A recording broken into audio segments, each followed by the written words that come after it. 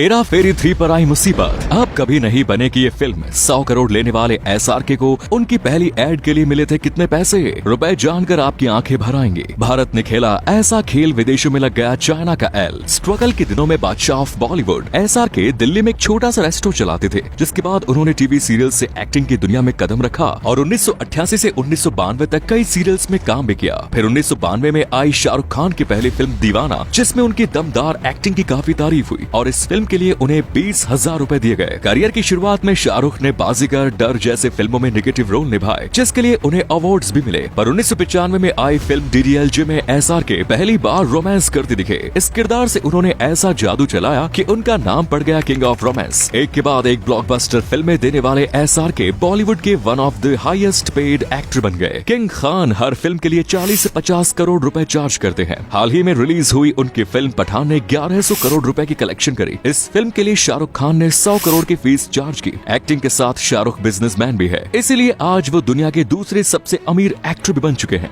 SRK के पास range rover, Bentley, BMW जैसे करोड़ों की गाड़ियां हैं और आज उनकी कुल संपत्ति है 6000 करोड़ रुपए। शाहरुख सिर्फ अपनी फिल्मों के जेल में नहीं बिखेरते, उनकी एड्स भी कमाल की होती है। लेकिन क्या आप जानते हैं 100 करोड़ की फीस लेने वाले बादशाह ऑफ बॉलीवुड शाहरुख खान को उनकी पहली एड के लिए कितने पैसे मिले? सीरियल्स में एक्टिंग के दौरान उन्हें अपनी पहली एड करने का भी मौका मिला और इस एड के लिए उन्हें मात्र 3000 रुपए मिले। वो एड थी लेबर टिश्यू की, जो उस जमाने में इंडिया की बेहद फेमस ब्रांड थी। इसके बाद उन्हें एड मिलती गई और वो मशहूर होते गए। आज SRK जितना अपनी फिल्मों के लिए जाने जाते हैं, उतने ही अपने एड्स के लिए भी। इंडिया की बिगेस्ट कॉमेडी फिल्म हेरा फेरी 3 को लेकर अपडेट आते ही फैंस काफी एक्साइटेड हो गए, लेकिन इस फिल्म के बनने को लेकर प्रॉब्लम्स खत्म होने का नाम ही नहीं ले रही है। पहले ये खबर आई कि फिल्म कभी नहीं बनेगी, फ्रेंचाइजीज कैंसिल। उसके बाद अपडेट आई फिल्म बनेगी लेकिन अक्षय कुमार कैंसिल। पर अब ये फोटो वायरल होते ही बात पक्की हो गई कि अक्षय कुमार की वापसी हो गई। हाल ही में इस फिल्म को लेकर ऐसी खबर मिली जिसे सुनकर आपका दिल टूट जाएगा। दरअसल ये फिल्म रिलीज के पहले ही हो सकती है कैंसिल। पर ऐसा क्यों? दरअसल हेरा फेरी 3 के फिल्म मेकर्स को 2 चौंकाने वाले नोटिस मिले। पहला नोटिस था टी सीरीज की तरफ से, जिसमें उन्होंने ये क्लेम किया फिल्म की म्यूजिक और वीडियो सॉन्ग्स राइट्स पर उनका हक है, इसलिए फिल्म बनाने से पहले नई डील करनी होगी, उसके बाद ही फिल्म बन पाएगी। दूसरा नोटिस था इरोज नाउ प्रोडक्शन हाउस की तरफ से। इस कंपनी ने फिल्म पर अपना दावा करते हुए कहा कि सिर्फ उनके ही पास इस फिल्म के राइट्स हैं, जिससे इस फिल्म की टाइटल भी खतरे में आ गई। पर ये कंपनियां अचानक ऐसा दावा क्यों करने लगी? असल में बात है पैसों की। रिपोर्ट्स के मुताबिक हेरा फेरी मेकर्स के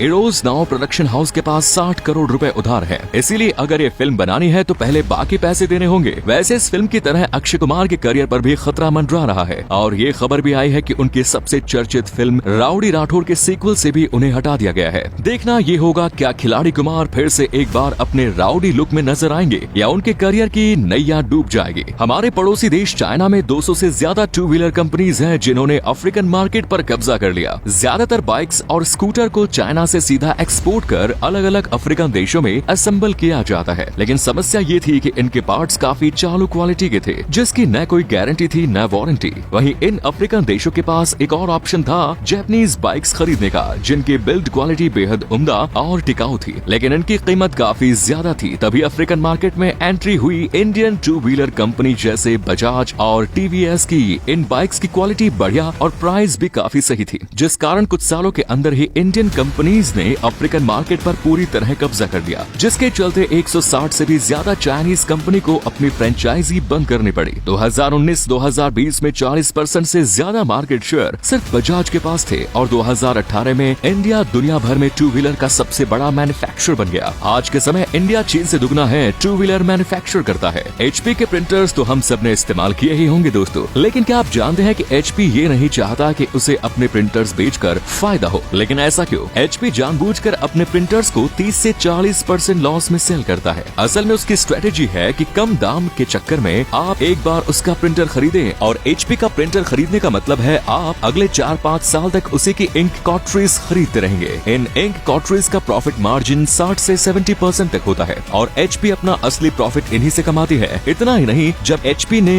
ये नोटिस किया कि मार्केट में कई सारे अलग अलग कंपनीज के इंक कार्ट्रिज आ गए हैं, तब उसने अपने प्रिंटर्स में एक सॉफ्टवेयर अपडेट डालकर इन इंक कार्ट्रिज को ही ब्लॉक कर दिया, ताकि आपको HP की ही इंक खरीदनी पड़े। क्या कमाल की बिजनेस स्ट्रेटेजी है? क्या आप जानते हैं दुनिया की कौन सी मूवी अब तक की सबसे बड़ी ब्लॉकबस्टर है? ये सुनकर आपके दिमाग में अवतार, टाइटैनिक या एवेंजर्स जैसी फिल्मों फिल्मों के नाम आ रहे होंगे। अगर आप लिस्ट देखें तो उसमें सबसे ऊपर अवतार ही नजर आएगा, जिसने 2.9 बिलियन डॉलर की कमाई की। उसके बाद एवेंजर्स एंड गेम, जिसने 2.8 बिलियन डॉलर कमाए। लेकिन इस लिस्ट को लेकर एक समस्या है, वो ये कि हर साल टिकट के दाम इन्फ्लेशन के कारण बढ़ते हैं। इसका मतलब जो भी फिल्म आज के समय रिलीज हुई, उनके लिए 1000 या 2000 करोड़ कमाना आसान होगा। उन फिल्मों के मुकाबले जो आज से 20 साल पहले रिलीज हुई। अगर हम इन्फ्लेशन को कैलकुलेट करें तो इनमें से कोई भी फिल्म दुनिया की हाईएस्ट ग्रोसिंग फिल्म नहीं है। दरअसल इसका सही जवाब है film gone with the wind, और आपने शायद इसका नाम कभी नहीं सुना होगा। इसके पीछे का कारण है ये फिल्म साल 1939 को रिलीज हुई, और अगर इन्फ्लेशन को कैलकुलेट करें तो इस फिल्म ने टोटल 4.2 बिलियन डॉलर का बिजनेस किया। इसके इतने बड़े हिट होने के पीछे एक बड़ी वजह ये थी कि इस फिल्म को 8 बार ही रिलीज किया गया। तो क्या फ्यूचर में कोई भी फिल्म इसके रिकॉर्ड्स को तोड़ पाएंगे?